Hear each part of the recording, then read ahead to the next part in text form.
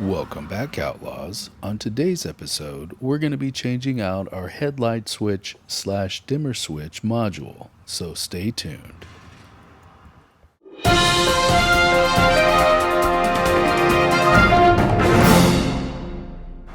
I'm sure many of you experience the same issues. Your dash lights cut in and out, all kinds of funky stuff's happening.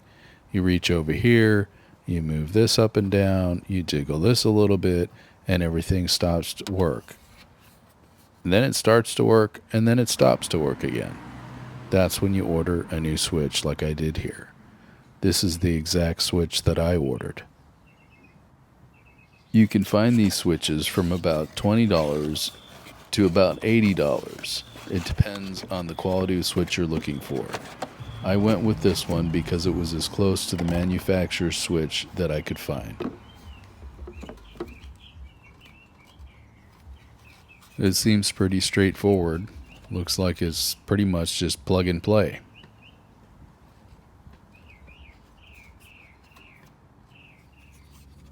Alright, let's get this thing installed. First, we have to start by pulling this shroud off. All around here are little tabs that we need to pop loose so that we can remove the shroud. First, though, we're going to start by taking this switch here and pulling it down to the low gear position. This will give us enough space to be able to pull that shroud out.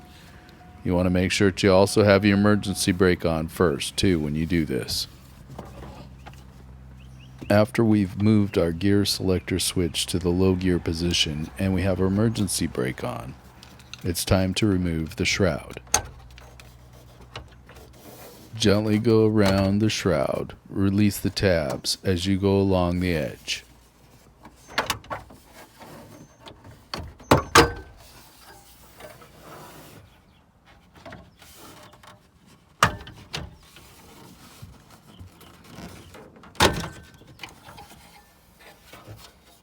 This section here above the steering wheel may be a little tight, but don't be discouraged. Pull the top section down a little bit, maneuver it, and you should get it out just fine.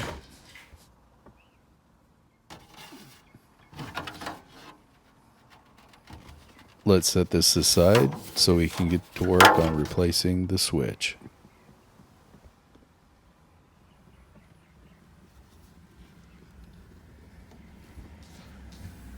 We'll need a screwdriver to poke in here so we can loosen it up and pull the module out. Now that we have the shroud off, let's go ahead and put it back in park just to make it safe while we work on replacing the module.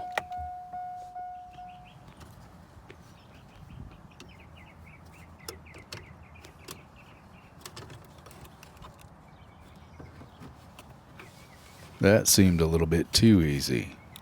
I guess we just unplug this here, pull this out, and we should be ready to swap it out with the new one.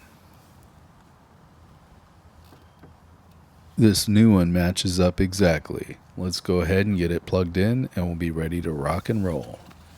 When we plug it in, we want to make sure that we hear that click to make sure that we have the positive contact. One more push here and listen for that click to make sure that that's locked in as well.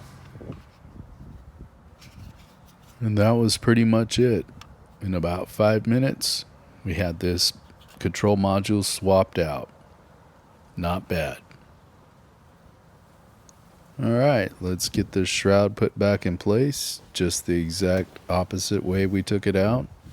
We're going to go ahead and drop this selector switch down into the low position to give us the clearance and reinstall the shroud.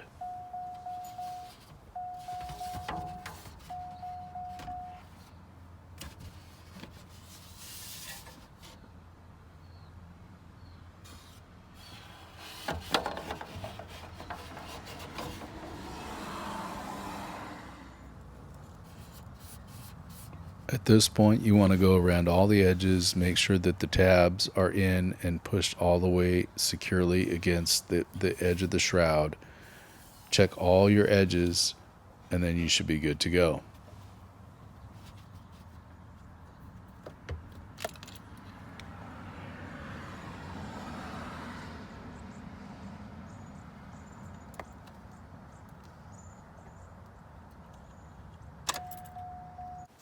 Now this section I've dedicated to all the folks out there like me who have a wallet that they've given the nickname Slim Shady to.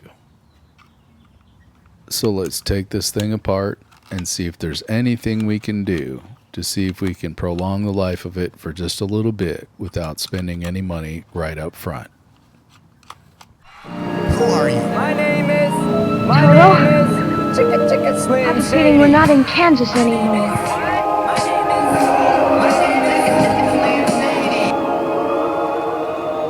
It has just these 4 screws on all 4 corners that hold this piece of plastic on to the top of the rest of the box.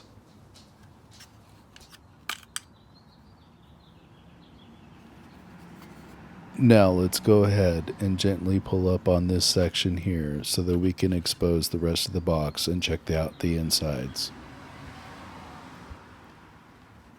We're going to go ahead and pull this section up here, making sure that we don't tip it over because there's certain springs and little plates in there that could get separated and be a nightmare to figure out how they all went back together. See all these little springs and plates in here? That's what you don't want to tip over, because if you tip it over, forget about it.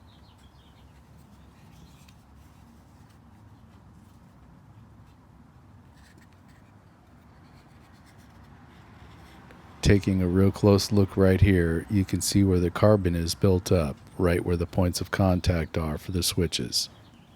This is possibly what's causing the little issues with it shorting out. This wheel here also could be cleaned as well. We'll go ahead and give this a cleaning and see what it looks like after we're done.